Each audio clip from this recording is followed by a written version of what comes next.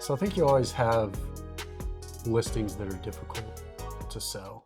And I think some of the ones that were the most difficult for me to sell were friends that ended up selling their house and moving out of state. Mm. Um, you've built these relationships with these people, whether it was before real estate or during, the real estate process, and then knowing that when they closed, they were they were moving hundreds of maybe even thousands of miles away.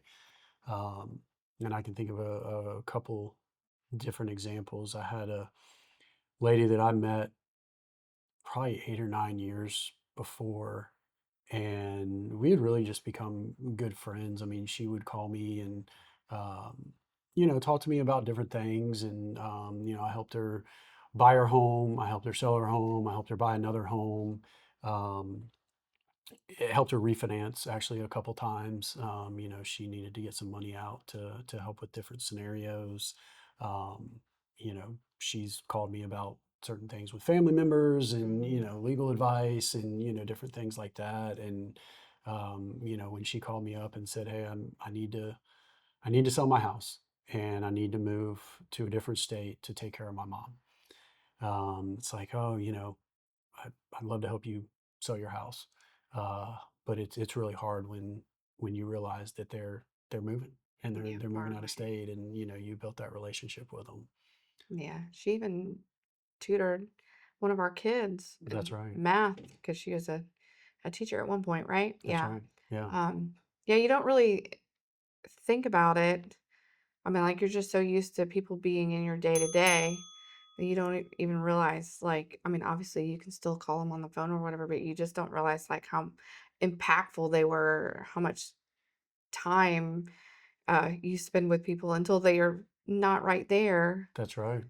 Yeah, we even had a couple that I helped them sell their house, and I think we've actually talked about it. They had a sunroom on the back that was pulling their house and causing some structural issues, and we made the decision that taking that sunroof off was going to be Mm. the best way to combat that. Ended up doing that, and then being able to sell their home, and they decided to rent for a little while. Helped them find a rental property, and we went over there and had dinner with them. They came over to our house, had dinner with us. Best green beans of my life. That's right. We, helped their daughter and son-in-law and family buy a home. And they called me up and said that they were moving out of state. And I mean, I would talk to them at least once a month, just, I how's life remember. going? How are you doing? They had some health issues that they were going through, and we talked about that. And um, yeah, I think distance just puts that space in between, and a lot of times with that, you don't, you're not in as good a relationship. So those are always hard. Um, Yeah.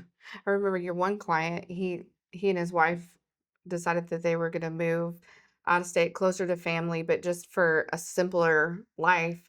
And I mean, we knew how impactful it was for our family, because they were great friends, but also he was an exceptional mechanic. exceptional. And our entire family mourned him leaving because it was like, well, what are we gonna do now? Yeah, Because, it's hard to find people you can trust with your cars that aren't just trying to he was his family, like, he was just an exceptional mechanic because you knew he was not gonna try to upsell you on something you didn't need.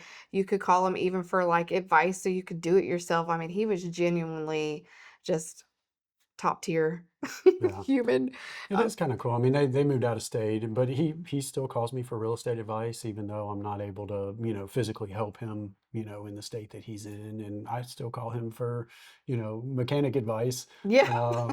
even though he's not physically here to be able to fix my car. Yeah. Uh, I do but yeah, love that was a social tough media one. for this reason because, like, we can keep up with their kids and, see that they're thriving. One's in college now and stuff like that, but it just doesn't replace the, you know, getting to sit and have dinner and, all of that stuff. That's right.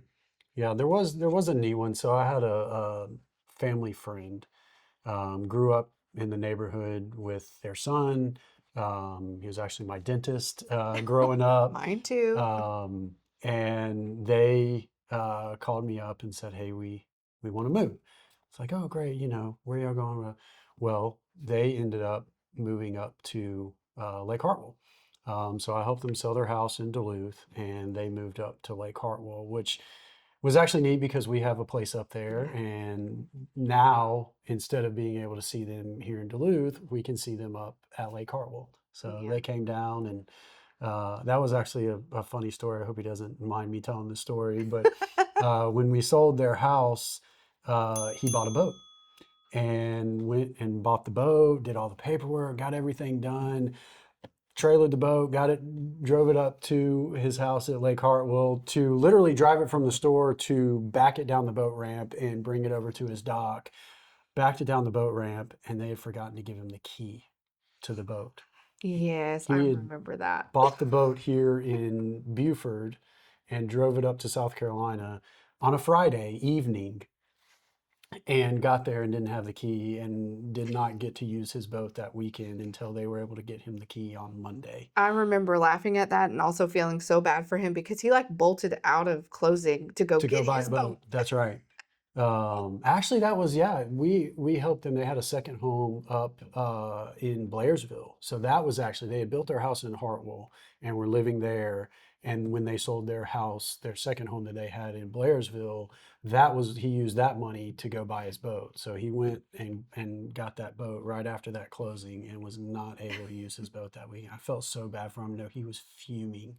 Um, Yeah, me too. but it's really neat that we're still able to continue that relationship because we were able to see them on the lake. They came and picked us up in their boat On the once he got the boat. key Yeah, he and had the keys to the boat and he came and picked us up. took us out. I think one of the cool thing about that too is that he took our kids out and he took them tubing along with his grandkids, Yeah, that was and awesome. that was really special to be able to spend that time with them. And so that one was a little wasn't as as bad as people that move out of state and you don't really get in connection with, but that was nice to be able to still be in community with them just in a little different location. Yeah.